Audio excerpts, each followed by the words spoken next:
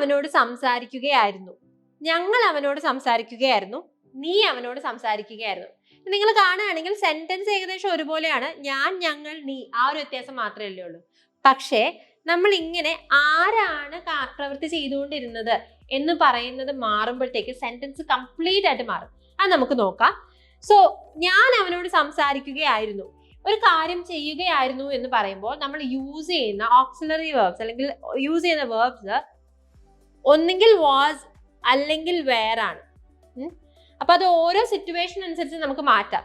ഇപ്പൊ ഞാൻ അവനോട് സംസാരിക്കുകയായിരുന്നു എന്നാണെങ്കിൽ I was talking to him. ഇതിപ്പം ഐ അല്ലെങ്കിൽ ഹി, ഷീ ഒരാളാണെങ്കിൽ നമ്മൾ വാസ് തന്നെയാണ് യൂസ് ചെയ്യുന്നത്. അതേസമയം ഞങ്ങൾ അവനോട് സംസാരിക്കുകയായിരുന്നു എന്ന് പറയുകയാണെങ്കിൽ വി, ഞങ്ങൾ എന്ന് പറയുമ്പോൾ വി അല്ലേ, we were talking to him. അതായത് ഒന്നിൽ കൂടുതൽ ആളുകളെ പറ്റി സംസാരിക്കുമ്പോൾ നമ്മൾ വേറെ ആണ് യൂസ് ചെയ്യുന്നത്. അത് വി, ദേ, അതുപോലെ ഇപ്പോൾ ഒന്നിൽ കൂടുതലാകുമ്പോൾ my friends, my teachers, my parents, students, അതൊക്കെ ഒന്നിൽ കൂടുതലാണ്. അപ്പോഴെല്ലാം നമ്മൾ വേറെ ആയിരിക്കും യൂസ് ചെയ്യുക. ഇനി നീ അവനോട് സംസാരിക്കുകയായിരുന്നു, അപ്പം നമ്മള് മലയാളത്തിൽ സംസാരിക്കുമ്പോൾ ഒരാളാണെങ്കിൽ നീയും, ഒന്നിൽ കൂടുതൽ ആളുകളാണെങ്കിൽ നിങ്ങൾ എന്നാണ് യൂസ് ചെയ്യുന്നത് അല്ലെ. പക്ഷെ ഇംഗ്ലീഷിൽ അങ്ങനെയല്ല, നിങ്ങളാണെങ്കിലും നീ ആണെങ്കിലും യു ആണ് നമ്മൾ യൂസ് ചെയ്യുന്നത്. അതുകൊണ്ട് തന്നെ ഒന്നിൽ കൂടുതൽ ആളുകളായിട്ടാണ് നമ്മൾ കൺസിഡർ ചെയ്യുന്നത്. ഒരാളെ ഉണ്ടാവുള്ളൂ ചിലപ്പം, അപ്പോഴും നമ്മൾ യു വേർ എന്നാണ് പറയേണ്ടത്. സോ വേറിന്റെ കൂടെ ആണ് നമ്മൾ വേറെ യുവിന്റെ കൂടെ യൂസ് ചെയ്യും. So you were talking